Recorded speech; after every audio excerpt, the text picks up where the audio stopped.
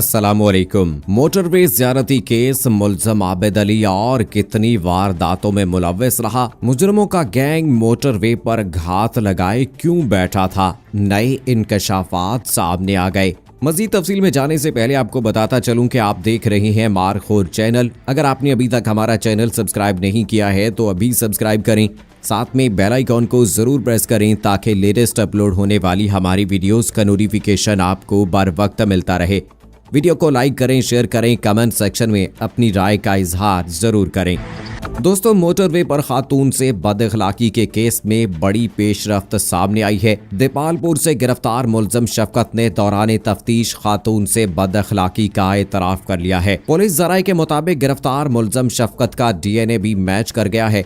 दौरान तफ्तीश मुल्ज़िम वक़ारुल हसन ने मुल्ज़िम शफकत के बारे में मालूमात दी थी। मुल्ज़िम वक़ारुल हसन ने खुद को CIA पुलिस के हवाले किया था। ताहम मरकजी मुल्ज़िम आबिद की गिरफ्तारी के लिए छापे मारे जा रहे हैं। इससे पहले वक़ारुल हसन के बरादर निस्बती अब्बास ने भी अपने आप को शेखुपुरा पुलिस के हवाले कर दिया था। मुल्ज़िम अब्बास वक़ारुल हसन के नाम पर जारी होने वाली सिम इस्तेमाल कर रहा था। उसने शेखुपुरा में खुद को पुलिस के हवाले किया। अज खुद गिरफ्तारी देने वाले मुल्ज़िम वक़ार ने दौरान तफ्तीश बताया था कि मुल्ज़िम आबिद कुछ अरसे से शफकत नामी शख्स के साथ वारदातें करता रहा है। शफकत बहावल नगर का रहायशी और आबिद अली का दोस्त है।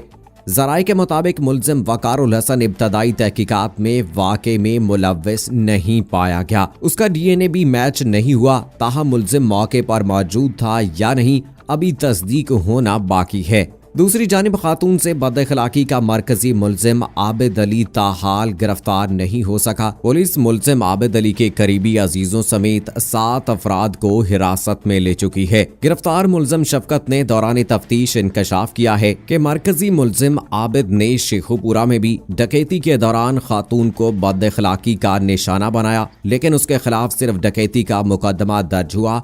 मुल्ज़िम शफकत अली ने पुलिस को दिए गए एतराफ़ी जुर्म में बताया है कि मैंने और आबिद ने मिलकर मोटरवे पर डकैती की थी।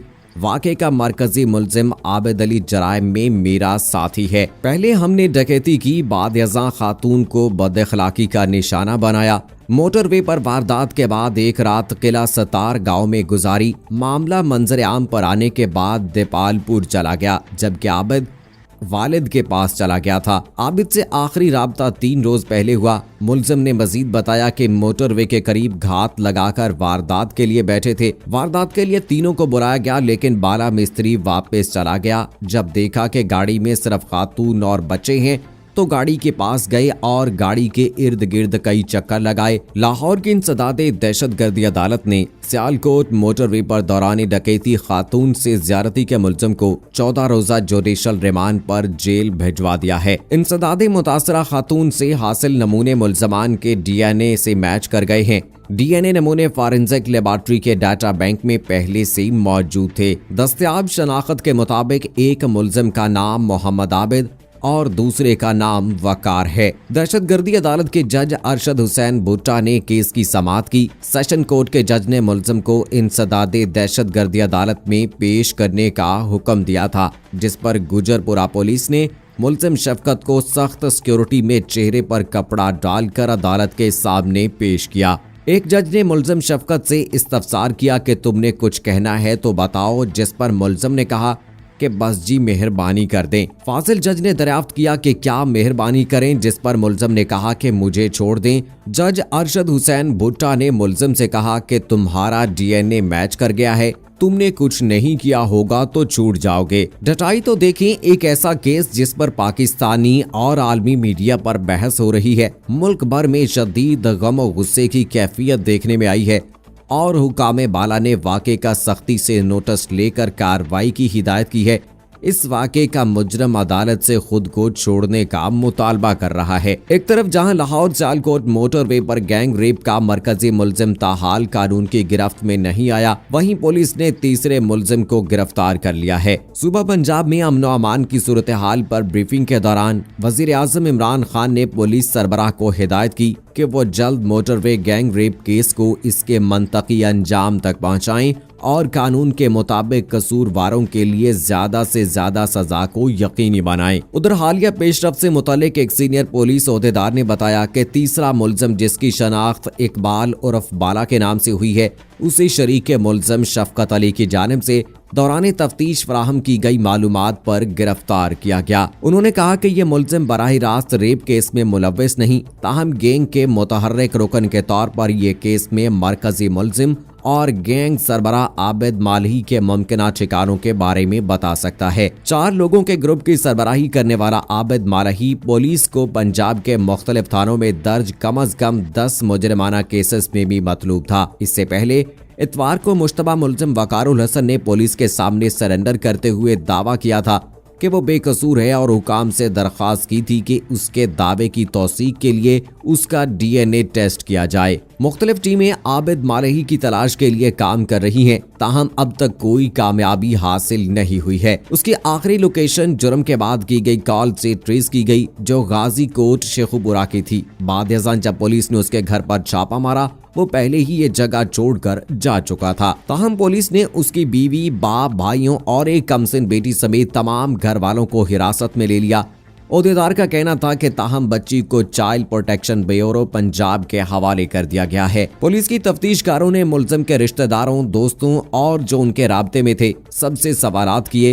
इलावाजी मुलजिम के राजनपोर्ट के कच्चे के इलाके में फरार होने की रिपोर्ट्स की सच्चाई की तस्दीक से इनकार करते हुए उनका कहना था कि अब तक उसने अपने किसी राब्ते को कॉल नहीं की। जबकि उनका चौथा साथी अली शेर एक केस के सिलसिले में जेल में है। दूसरी जानिब इंसदादे दहशतगर्दी अदालत ने मोटरवे गैंग रेप केस में शरीक मुलजिम शफकत अली को 14 रोजा जुडिशल रिमांड पर जेल भेज दिया है। साथ ही जेल हुकाम को यह हिदायत की है कि वो खुसूसी इंतजामात के तहत इसकी शनाख्ती परेड करवाएं।